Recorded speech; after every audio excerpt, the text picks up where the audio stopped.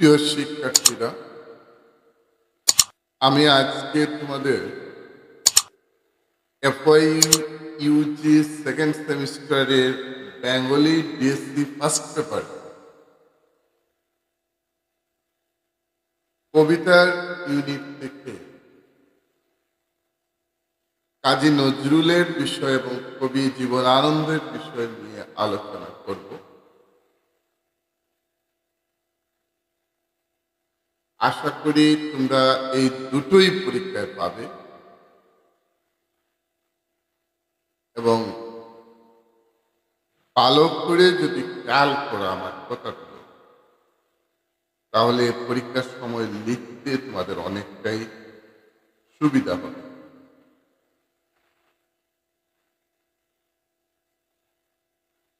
রবীন্দ্রনাথের সমপর্যায়ের যারা কবি ছিলেন,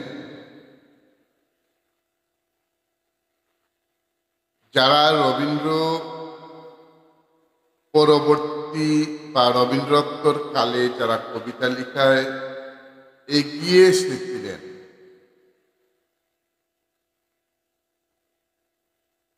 তাদের মধ্যে কবি নজরুল এক অন্যতম। একটা বস্তু না বলে ভুল হবে,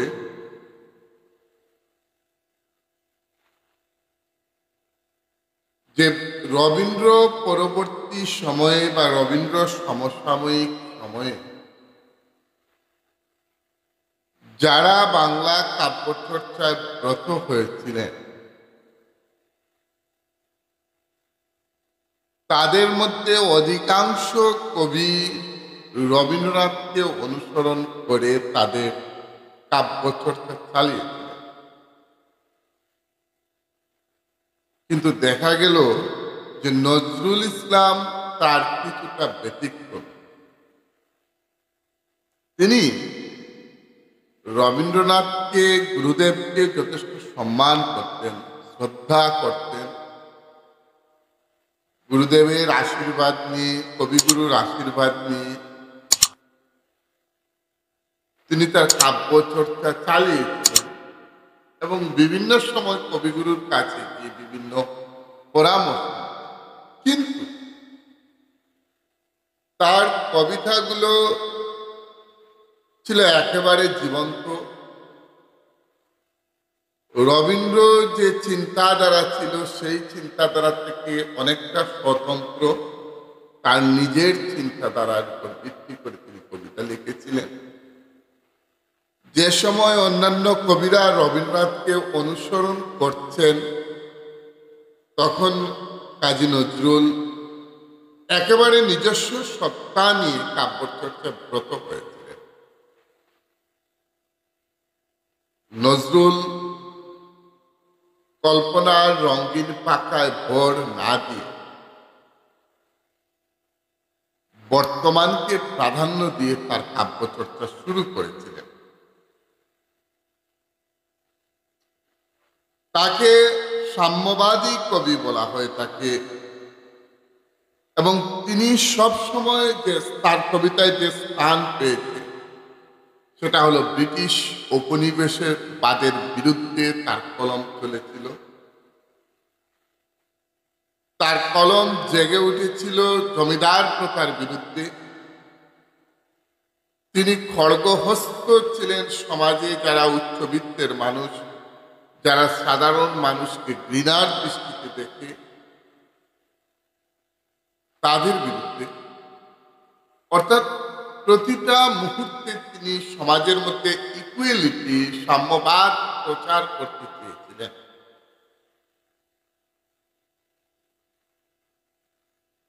এবং এক্ষেত্রে নজরুল পুরোপুরি সফল।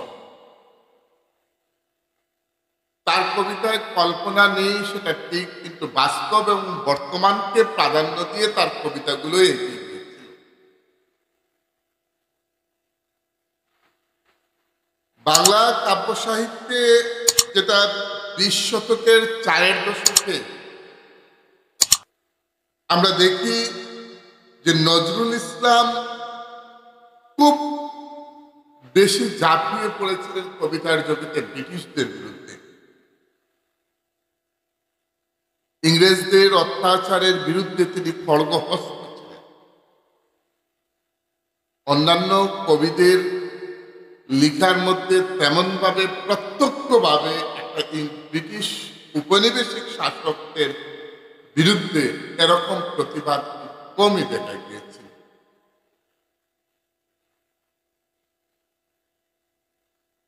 নজরুল ইসলাম এই সাম্যবাদী কবি, এবং আমরা তার লেখাগুলো যেটা দেখি যে সবগুলোর মধ্যেই তিনি সাম্যবাদের গান গেয়েছেন।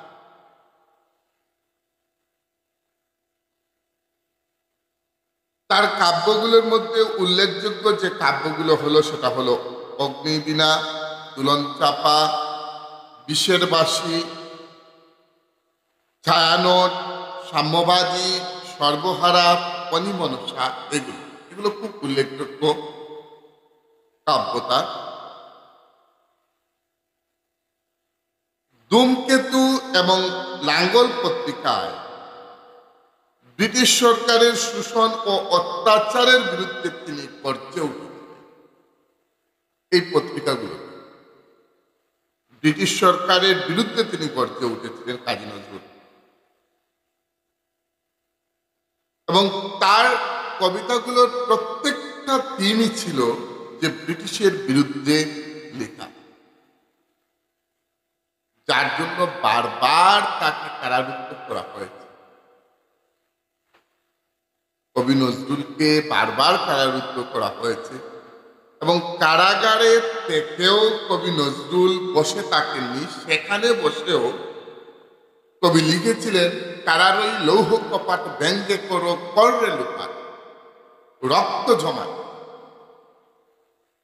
কারাগারে থেকেও ব্রিটিশদের বিরুদ্ধে তিনি লিখতেন, কারারেই লৌহ কপাট ব্যঙ্গে করো কররে লুপাট।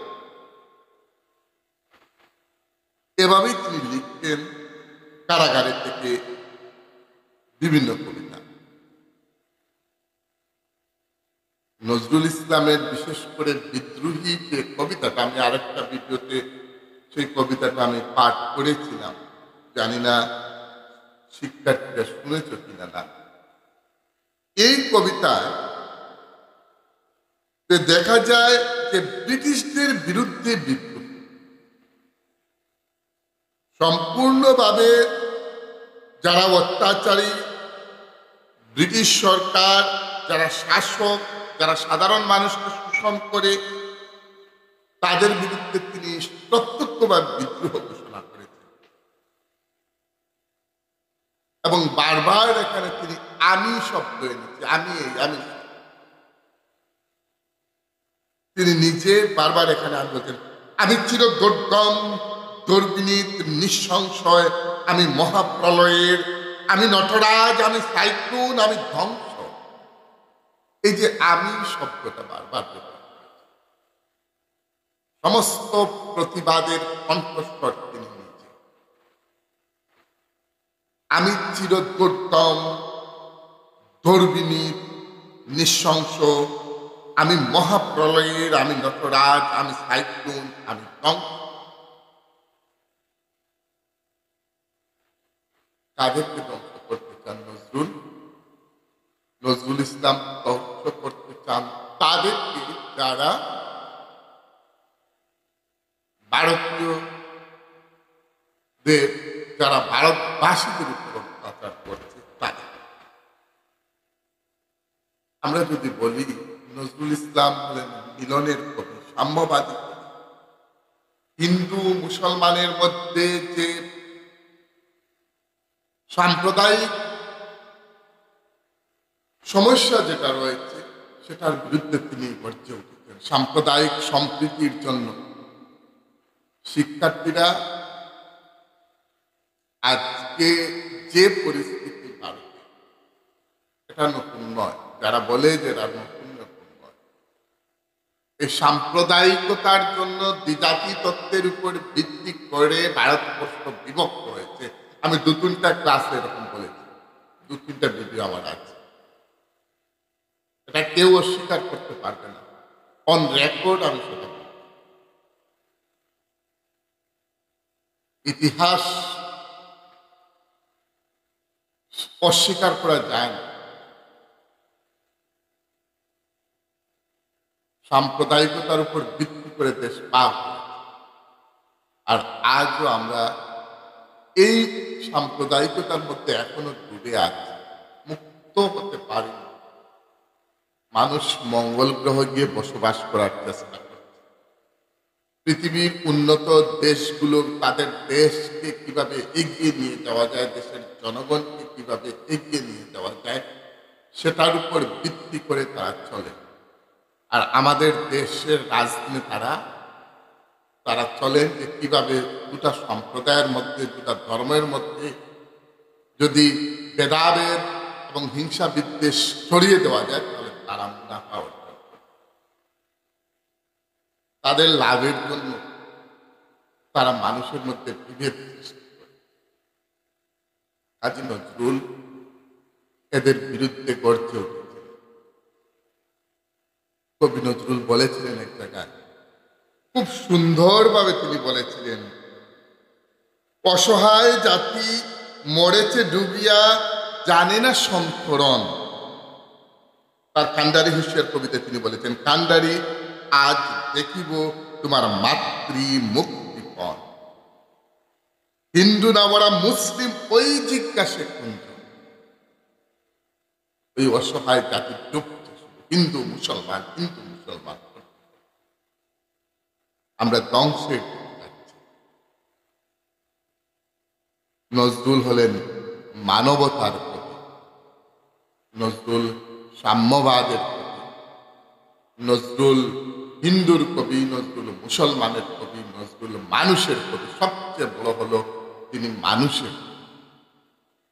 তাই তো কবি কি সুন্দরভাবে সেই লাইনটা তুলে ধরেছেন যে অসহায় জাতি মরেছে ডুবিয়া, জানে না সংকরণ, কান্ডারি আজ দেখিব তোমার মাতৃ মুক্তিপণ, হিন্দু না ওরা মুসলিম ওই জিজ্ঞাসা।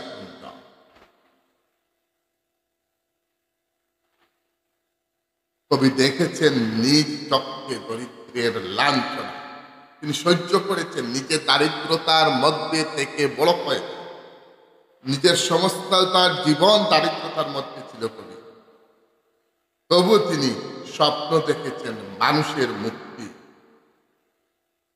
কবি বলেছেন এক জায়গায়, হে দরিদ্র তুমি মরে করেছ মহা, তুমি তো আমাকে শিখিয়ে দিয়েছ দারিদ্রতা কি জিনিস, কারণ আমি সেটা বুক করছি। মানবতার কবি জীবনের প্রতিটা মুহূর্তই শুধু মানুষের জয়গান পেয়েছে। কবি এক জায়গায় বলেছিলেন, মুরা একই বৃন্তে দুটি কুসুম, হিন্দু মুসলমান, মুসলিম তার নয়নের মণি, হিন্দু তার প্রাণ। কে বলে কবি সাম্প্রদায়িক? যারা বলবে নজরুল সাম্প্রদায়িক তারা নিজেরাই সাম্প্রদায়িক। নজরুল একদিকে যেমন অজস্র ইসলামিক সঙ্গীত লিখেছেন, তদ্রূপ ভাবে ঠিক অন্যদিকে লিখেছেন অনেকটা সামা সঙ্গীত, কিচ্ছু বাদ যায়নি তার লেখার মধ্যে দিয়ে।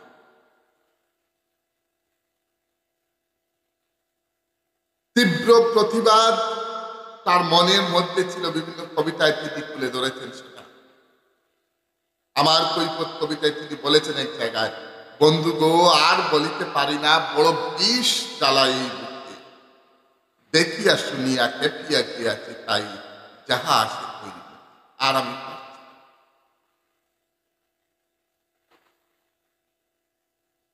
নজরুল জীবনের একটা সময় এসে অসুস্থ হয়ে পড়েছিলেন, লিখতে পারেন।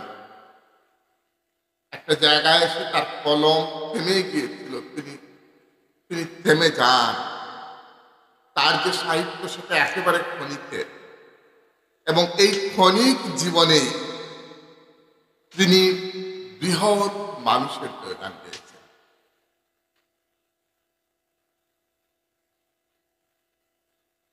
দেশ স্বাধীন হওয়ার আগেই কবি নজরুল বাক হারিয়ে ফেলেন। নিজের বাক শক্তি যেটা তিনি সেটা হারিয়ে ফেলেন স্বাধীনতার আগে। দ্বিজাতি তত্ত্বের উপর ভিত্তি করে দেশ স্বাধীন হল এবং পরবর্তীতে বিশিষ্ট সমালোচক অন্নদাশঙ্কর রায় এক জায়গায় লিখেছিলেন, ভুল হয়ে গেছে বিলকুল, আর সব কিছু বাঘ হয়ে গেছে, বাঘ হয়নি, সব বাঘ হয়ে হিন্দু মুসলমান দিয়ে দেশের সব কিছু বাঘ হয়ে গেছে, কিন্তু নজরুল ইসলামকে বাদ করা যাবে না। কবি নজরুলকে বাদ করা যাবে না। অন্নদাশঙ্কর রায় একটা জায়গায় এই কথা বলেছেন।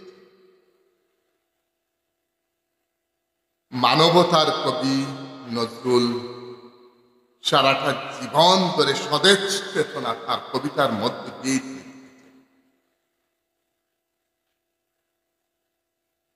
নিজে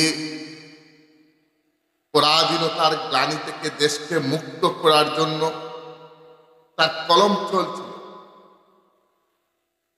বাংলা সাহিত্য কবি নজরুলকে বাদ দিয়ে হতে পারে। রবীন্দ্রনাথকে সম্বোধন করে একবার তিনি বলেছিলেন, মাথার উপর রয়েছেন রবি, মাথার উপর রয়েছেন রবি, রয়েছে মাথার উপর ঝলেছেন রবি, রয়েছে সোনার শপথ।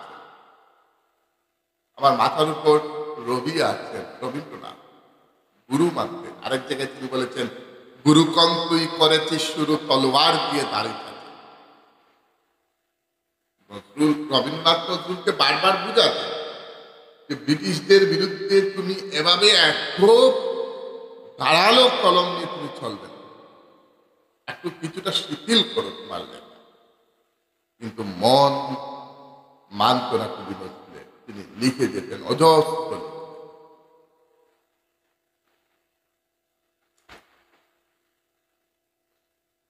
তাহলে প্রিয় ছাত্রছাত্রীরা, আমরা কি বুঝলাম যে 40-এর দশকের 40 শতকের 4-এর দশকে যে কবিরা রবীন্দ্রনাথকে অনুসরণ করে কাব্যচর্চা শুরু করেছিলেন, সেই সময় বাংলা সাহিত্য নজরুল ছিলেন তার কিছুটা অন্যদিকে, এবং তার আসল কলমটা ছিল ব্রিটিশদের, খড়গহস্ত ছিলেন ব্রিটিশদের, সমাজের জমিদারি প্রথার বিরুদ্ধে, অত্যাচারের বিরুদ্ধে কথা বলেছেন। স্বরাজিরা বলে আমি নারাজি, আর নারাজিরা বলে আমি তাদের অঙ্কুশী, নরভাবে আমি নারী ঘেঁষা, আর নারী ভাবে আমি তাদের বিদ্বেষী। প্রত্যেকটা কথাগুলো যেন তার বিদ্রোহ বিদ্রোহ বিদ্রোহ। আশা করি তোমরা সেটা শুনবে, ভালো লাগবে।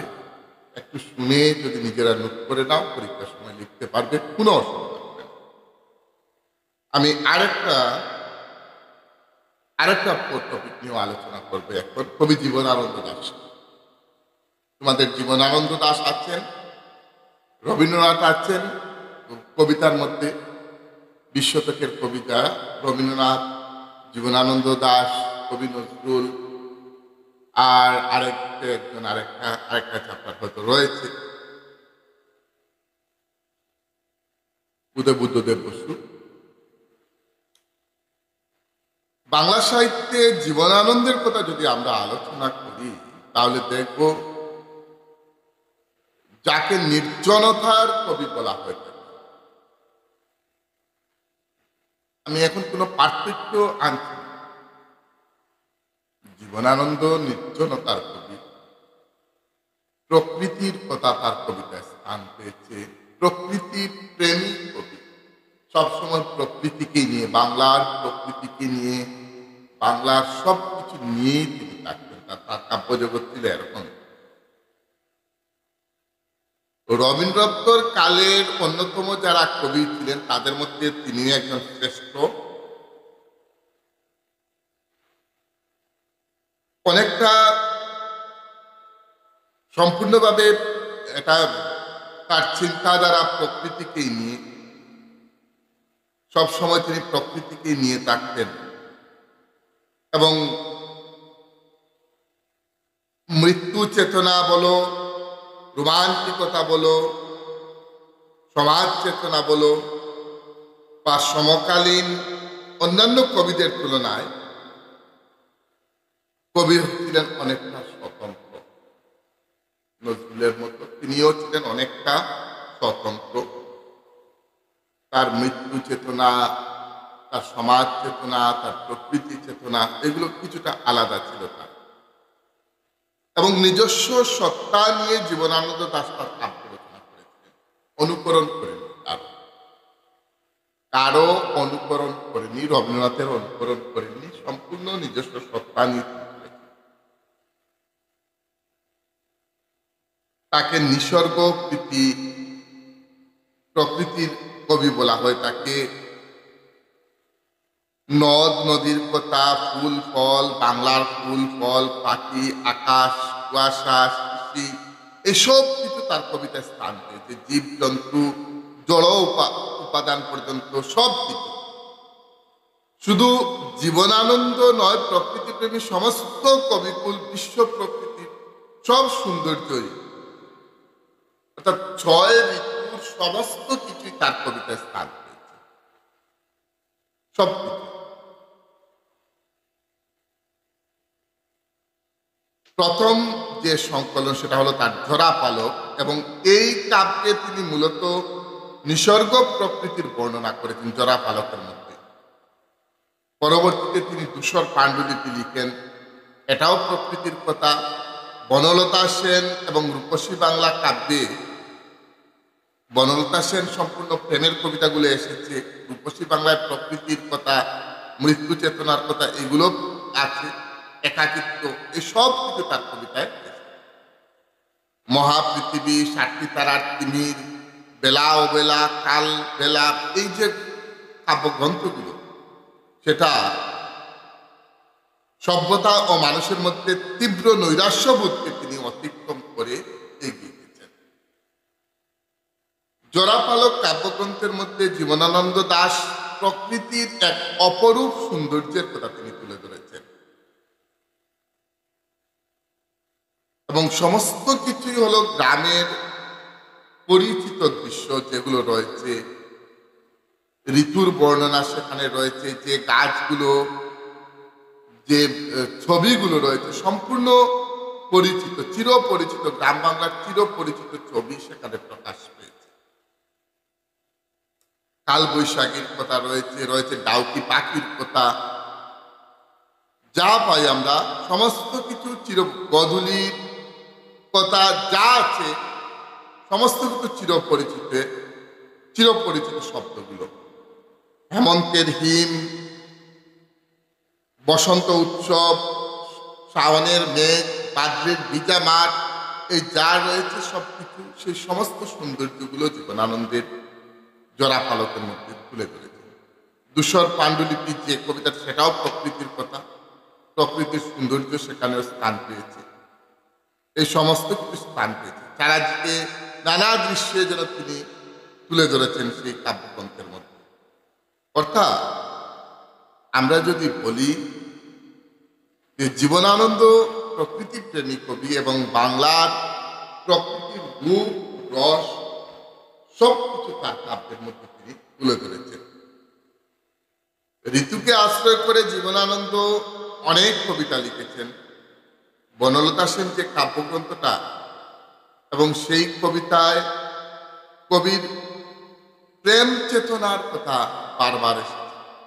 চুলকার, কবেকার, অন্ধকার, বিদিশার নিশা, মুক্তার, স্তাবস্ত্রীর কারুকার্য, এই যে কথাগুলো বনলতা সেনের কথা, এটা একদম বা সুদর্শনার কথা, এই সমস্ত কিছু, সুরঞ্জনার কথা, শ্যামলীর কথা, সাবিত্রীর কথা, কবিতার কথা, এই সব কিছু রক্তমাংসের প্রেমিকা, এগুলো এসেছে এই কাব্যগ্রন্থের মধ্যে, বনলতা সেন কাব্যগ্রন্থের মধ্যে। তাছাড়া জীবনানন্দ গ্রাম বাংলার অপরূপ রূপে মুগ্ধ হয়ে তিনি রূপসী বাংলা কাব্যগ্রন্থ রচনা করেন। সেখানে গুলপাতার ছাউনি, নদী, পাখি, মাঠ, কাক, তারপরে সেই শালিক পাখি, ঝিঝির, ঘুঘু পাখি, এই সমস্ত পাখিগুলো তার এই কাব্যগুলোর মধ্যে স্থান পেয়েছে। এক জায়গায় কবি বলেছেন, বাংলার মুখ আমি দেখিয়াছি, তাই আমি পৃথিবীর রূপ দেখিতে চাইনি আর। অন্ধকারে জেগে দেখি ডুমুরের গাছে, চেয়ে দেখি চাটার মতন বড় পাতাটির নিচে বসে আছে ভোরের দয়েল পাখি, সেই চির পরিচিত দয়েল পাখি। অর্থাৎ বাংলার অপরূপ রূপের চিত্র তার এই রূপসী বাংলা কাব্যগ্রন্থের মধ্যে আমরা পাই। দোয়েল পাখির কথা, ফণিমনসার কথা, তারপরে যেটা দেখলাম ডুমুর গাছের কথা, এই সমস্ত কিছু সৌন্দর্য, চিরপরিচিত রূপগুলো আমরা দেখি যে তার রূপসী বাংলা কাব্যের মধ্যে এসেছে। আবার এক জায়গায় আবার আসিব ফিরে কবিতার মধ্যে কবি বলেছেন যে মৃত্যুর পর তিনি পুনর্জন্ম বিশ্বাসী এই বাংলাদেশেই ফিরে আসতে চান। মৃত্যুর পরে তিনি বাংলাদেশে ফিরে আসতে চান, এই বাংলাদেশে তার পুনর্জন্ম নিতে চান। পুনর্জন্মে বিশ্বাসী কবি সেটাই বলতে চাইছেন এবং বলছেন তিনি আবার আসিব ফিরে তানশিরি তীরে তীরে এই বাংলায়, হয়তো মানুষ নয়, হয়তো বা শঙ্কচিল শালিকের বেশে, হয়তো ভোরের কাক হয়ে এই কার্তিকের নবান্নের দেশে। এই যে নবান্ন উৎসব, বাংলাদেশের নবান্ন উৎসব, কাক, ভোরের কাক, শঙ্কচিল, শালিক, তানশিরি নদী, এই সমস্ত কিছু বাংলার অপরূপ সৌন্দর্য। এই প্রাকৃতিক দৃশ্য, প্রাকৃতিক সম্পদ আমাদের বাংলার পাখি, বাংলার উদ্ভিদ, বাংলার সবকিছু তার কবিতায় স্থান পেয়েছে।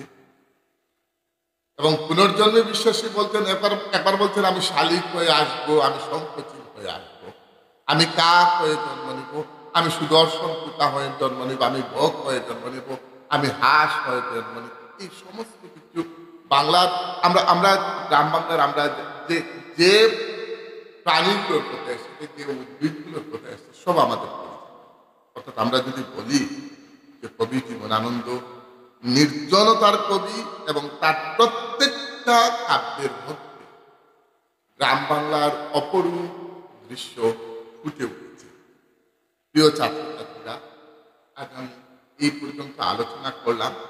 কালকে আমি বাংলা নাট্য নিয়ে আলোচনা করব। বিজন ভট্টাচার্য এবং দ্বিজেন্দ্রলাল রায় আর মন্মথ রায়, এই তিনজন নাট্যকার নিয়ে আরেকটা কাজ করব।